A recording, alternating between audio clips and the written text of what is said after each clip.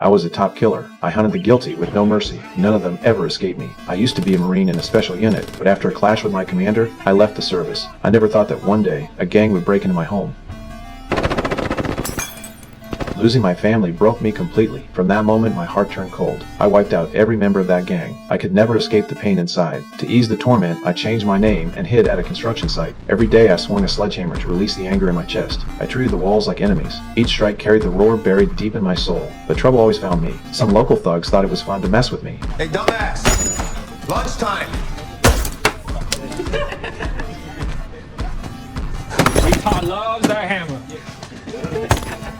When their bald leader provoked me, I didn't fight back. I just kept swinging harder. Even after work ended, I stayed, hammering the wall. The bald man returned, kicked away my lunchbox, and crushed my food under his boots. I forced myself to swallow the rage. Later, during lunch break, the new guy Donald came over. He saw me alone on the rooftop. Without a word, he shared half of his meal with me. For a moment, I felt warmth, but I knew I couldn't make friends. Ever since I avenged my family, the FBI had been after me. I had faked my death, but if I slipped, everything would be exposed. As I finished eating, I overheard the bald man and his friend planning a robbery. They didn't realize I was nearby. When they noticed me, they mocked me non-stop. I ignored them, grabbed my hammer, and prepared to leave, but they blocked my way, trying to teach me a lesson. Just then, a scream cut through the air. A worker had hurt his arm. He was one of their crew. The bald man had no choice but to send Donald in his place. They kept the target a secret from him. Only after they broke into the house and took down the guards did Donald realize they were robbing a notorious crime boss. When Donald saw the ID card on the ground, he froze in fear. The crew panicked and fled. To protect themselves, the three decided Donald had to disappear. They feared he would expose them. Even as Donald swore he would stay silent, they still buried him in wet cement. But they forgot one thing. I was still there.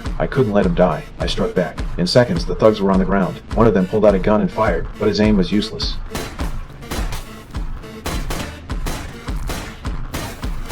I grabbed another's weapon and chased him down. He tried to escape in a car. I stopped him instantly. Then it was just the bald leader left. I threw him into the cement. By the time Donald climbed up the rope I let for him, I was already gone. On the other end of the rope was the bag of stolen cash. To end this once and for all, I went straight to the gang's den. Inside, they were busy preparing weapons, ready to hunt the crew who had crossed them. Suddenly, the lights went out.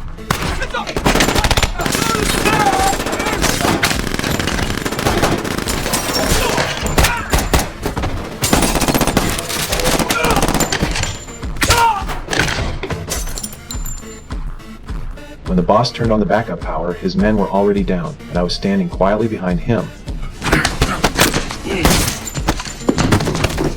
After everything was done, I walked calmly out of the casino, but I didn't realize a mysterious figure was already watching me. Welcome back, friend.